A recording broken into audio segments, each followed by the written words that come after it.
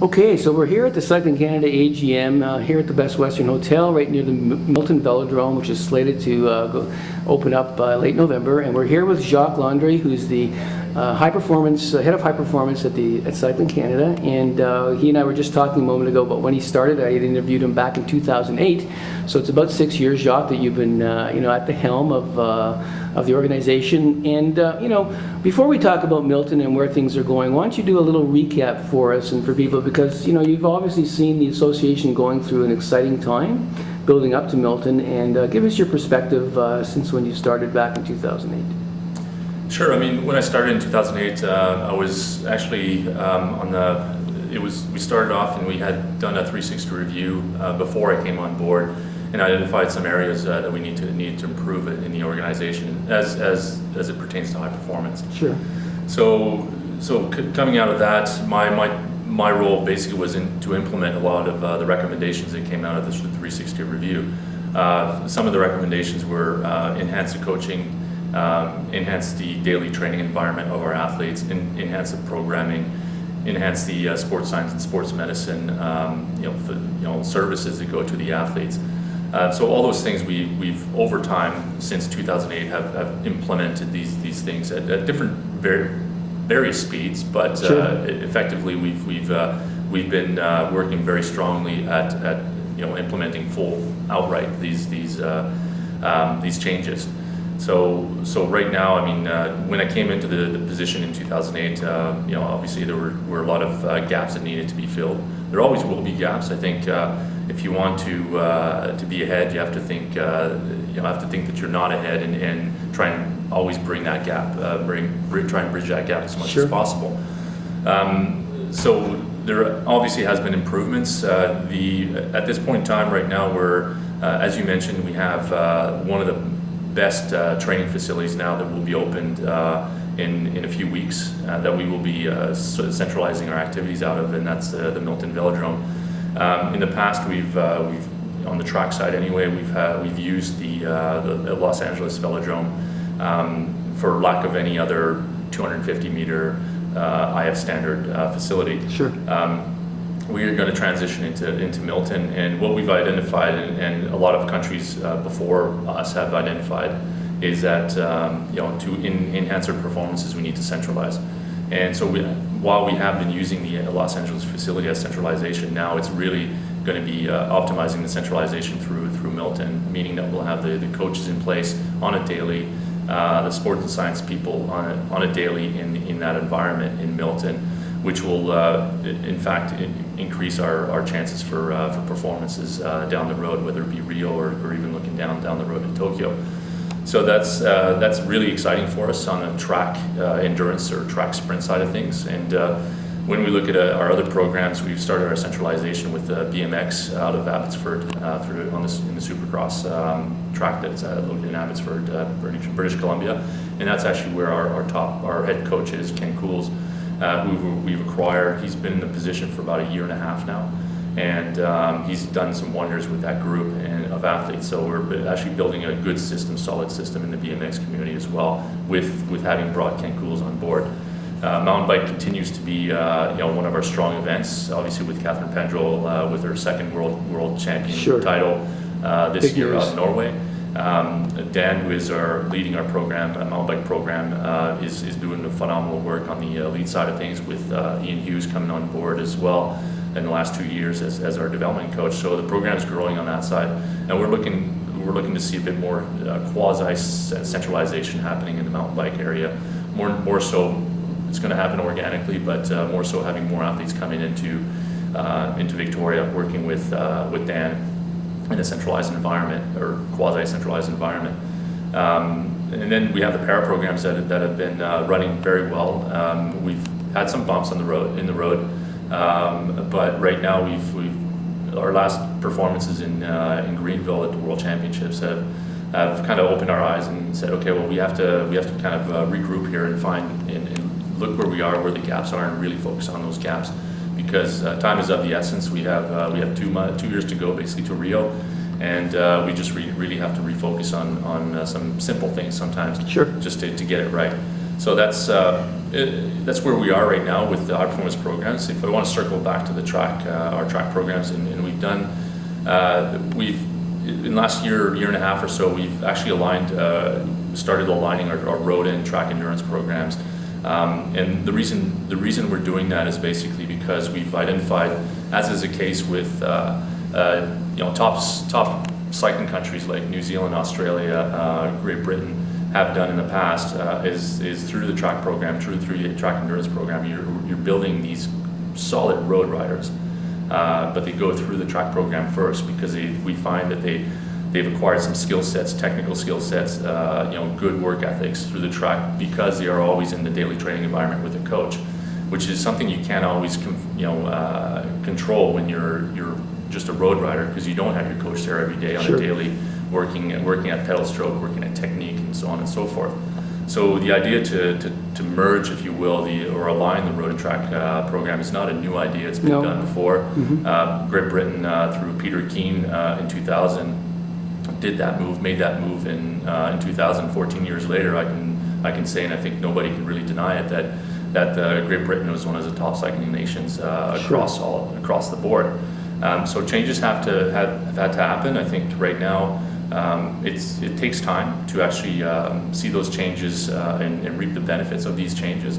But I'm convinced that through using the road to fortify our track endurance program, we eventually will have some really great road cyclists come out of the track Sure. program. And it's not to say that we're putting aside the pure roadies, if you will. We're wanting to actually create programs that benefit our track endurance cohort of athletes, but at the same time can actually pick some of our pure roadies that can actually be part of that program, because we do have to continue developing the road programs. We can't just stay idle until our track endurance riders raise the level. Sure. We still have to work with some of our key road riders as well. So we're looking at actually aligning it a bit better. So it's a process that takes time. Yep. But the message is out that we're doing the alignment. There might be some athletes that feel that they're being left out. It's not intentional. We're trying to identify the best chances of performances and best potential for performances in Rio, whether it be on the road or track. Right. Rio and eventually 2020 in Tokyo. And by doing so, we identify those athletes and we work with them, whether it be road-specific athletes or track endurance. So by that, we're going to be building the system and building strength in our road and track program. But again, circling back to the track program, track to me is key to a strong road program. But for that, it takes time. Endurance sports are late maturity sports, and to actually be on top of the box, let's say in road events, it takes time.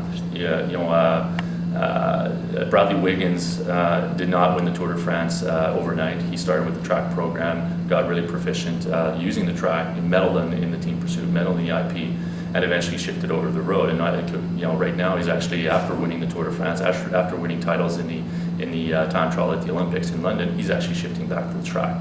So there is a lot of chances to go back and forth from track and road. Sure. But it is a process that takes time, and I think it's a question of people being patient. Change doesn't happen overnight. Programs don't shift from night to day overnight. Well, I guess they do, but night to day does shift overnight. You can cut that piece out.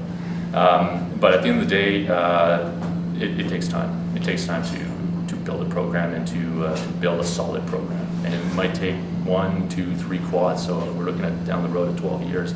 Right. Before that, it's a question of everybody buying into that idea and everybody being patient with the fact that these changes take time. So in that process, you've recently hired some coaches, and talk a little bit about that, and how many coaches do you have overall in the association at this point? Well, overall we have, if we're talking about national coaches, we have 2 national coaches on the mountain bike side. We have, I would say 2 on the BMX side, so we're head coach and development coach. That's 4.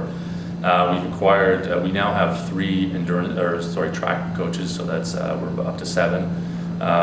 And we have 2 road coaches, and we have 2 para coaches. So we're looking at a fairly big group of coaches right now. It's never been as big as it's never been this big, and this is great. It's all a management of these coaches, and Sure.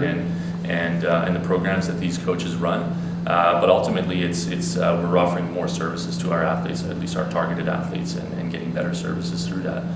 We've acquired some coaches from other countries that come with different cultures and different mindsets, and though they have to adapt a bit to the let's say the Canadian culture, it's a question also that our Canadian culture is adapting to our coaches' mindset as well. Sure. We're finding a lot of times, and this is we're finding really a revelation. It's not really a revelation, but through our coach meetings that were held last week, and through my communication with our coaches, especially the new ones coming in, we've come to the realization that we, in Canada, in cycling, a lot of times our cyclists are not athletes, which is funny to say, but our cyclists are not athletes, and it's a question of creating a good athlete beforehand, and then turning that athlete into a cyclist. We have perfect examples of athletes or cyclists that are athletes that have transitioned from other sports right now. Through our Talent ID initiatives, we have done some assisted talent transfer, if you will, but those cyclists are actually athletes, and after that it becomes a lot easier to convert a bobsledder or a speed skater into a cyclist, because they are a well-rounded athlete. What we found through our Talent ID initiatives, and through bringing other coaches from different countries that come with different systems, from maybe more robust systems, is that again our coaches the coaches that are in our system, whether they be provincial coaches, club coaches, or even personal coaches, in some cases, while they're maybe a bit I would say soft on their athletes, and they don't prepare their athletes properly for when they come into the national team fold. And it's not the coach's fault. It's more a question of us educating a bit more through our national coaches of what the requirements are to be competitive in the international field of play.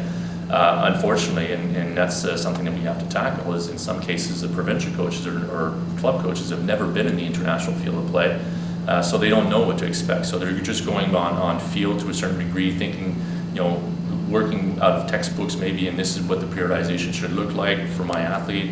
But at the end of the day, sometimes if you haven't been in that top environment, if you're coaching a junior athlete or whatever, and you don't know what the top environment looks like, then you don't know how to prepare them optimally. So what happens is, what we hope will happen now is we created what we call the Cycling Leaders Network, which is to be held by or run by our development coaches, and just to basically trickle down the information that we have at the national level, so that we can better educate the coaches within our system. And there is also a learning curve from that we need to understand the coaches within the system, their reality as well. So it's kind of a back and forth it's a dialogue between the national coaches, provincial coaches, club coaches, that we hope will improve the overall community of cycling, and make it so that when we do have athletes coming in from Alberta or Ontario or wherever into the national team fold, our coaches don't have to do a massive amount of remedial work on these athletes. They come in really well polished at that level, and we just bring them from that level to the next level, because we have identified a gap there. So to fill that gap, also what we started working on is what we call the podium pathway. So the podium pathway is basically an idea of plotting out what it takes for an athlete X to become 8 years out from, let's say, the Olympics or World Championships, what it takes for that athlete to be on the podium at the Olympics or World Championships. And so that will become a tool, a measurement tool, or basically a monitoring tool of where our athlete sits on the pathway of where the top rider would be. So it's basically a comparative, if you will, of where our Canadian athlete would sit comparatively to, let's say, a Bradley Wiggins. Where was he 8 years ago, 8 years before he won the London time trial, at the Olympics? Where was he? What was he doing for times? What was he doing for race loads and all that stuff? So if we are able to compare our athlete to Bradley Wiggins, who would be one of the top time trialists in the world, yes, well, we can actually identify what the gap is, and then identify the tools to mitigate that gap. And that will become a tool that our coaches can use to validate where our athletes stand on the international field, and also use it also for the development coaches and provincial coaches, so that they also can use that tool to compare their athlete to a top Canadian athlete, and where they compare to the top international athlete if it's not a Canadian. So all these tools we're in the process of finalizing the development of those tools, whether it be a talent ID, sessions that we have, whether it be testing protocols that we're going to be sending out to the provinces so they can use that, so we can actually start doing a bit more longitudinal testing on athletes and to monitor the athletes that we have in our system. All these tools, we're going to slowly deploying them to the provinces and to the clubs, so that we can actually build a more robust system from the bottom up, so that we can basically at the tip of the pyramid. That tip of the pyramid for us becomes our athletes that can actually stand on the top step of the podium at the Olympics or Paralympics. Sounds like a lot involved in a process, but you're well into it at this point. How exciting is it for you to see the velodrome and know it's going to be completed shortly? Very excited. I mean, I think a few of the board members yesterday did the visit. I've seen it twice so far, done the tour, so I mean, I get goosebumps every time I go in there. Just the potential of what we can actually achieve with using that tool, which is the velodrome, for our track endurance athletes, our road athletes, our sprinters, even to a certain degree our BMX athletes. That becomes a very good tool for us, and it is the way we sell it, and obviously we have funding from our performances are basically our funding is very, very much dependent on performances from on the podium, and one of the pitches we made is to secure our funding for the next quad, for this quad, is that when we knew that the velodrome would be here, is we leveraged that in saying that at the end of the day, when you look at London, where we finished third in the women's team pursuit, we did that without an international facility in Canada. Yes. So we left it with on the podium as a pitch, saying, imagine what we can do when Milton's built. And I truly believe that we can actually reinforce our system across all cycling sports through a tool like that one, and through a tool like the BMX track in Etobicoke as well. We don't have a lot of we have on the BMX side, we seem to have a lot of athletes coming out from Alberta, BC right now. But there is a massive potential of talent pool that can come out of the GTA and Eastern Canada that we have not necessarily tapped in. Yep. This tool will become a very important tool in attracting kids into the fold, and using that facility, that Supercross facility, that we will create champions. I mean, there's no secret to performance, really. I mean, you need the proper coaches, you need the proper tools, which is our facilities, and you need the funding to actually run the programming that will get the coaches and that will get the use of the facilities. And so we've got all the keys, and we have all the keys to the success. We just have to actually work with all of them succinctly, so that we have a robust system in place, and we can safely say that we are headed towards being one of the top cycling nations by 2020 and 2024. So well on our way. It sounds exciting, Jacques, and it's great to hear that underneath it all, there's a group of people like yourself that are laying the foundation for it through the programs you're talking about, through the coaching, which is essential, and also have a vision to bring everybody together to that point where we can have more Catherine Pendrels on the top step of the podium. So very exciting times, eh? Definitely exciting. I'm glad to be part of that. I feel very lucky to be part of this whole growth of Canadian cycling, and I think I thank our partners. I thank the town of Milton. I thank On the Podium Sport Canada, Canadian Paralympic Committee, Canadian Olympic Committee. I thank the media as well, and our sponsors as well for helping us, whether it be Global Relay, Louis Garneau, Look Bicycles. I mean, those are all performance partners that we need to actually continue to excel, and through Pedal Magazine, through other media outlets that can actually help us tell our story to potentially other sponsors that can want to be part of what's happening right now. Sure. Well, listen, thanks for spending time with us here at the AGM and sharing what's happening behind the scenes, and we're all looking forward to the opening of Milton, and you and the team realizing your dreams, and for all the riders across Canada. Thanks so much. Thanks, Ben.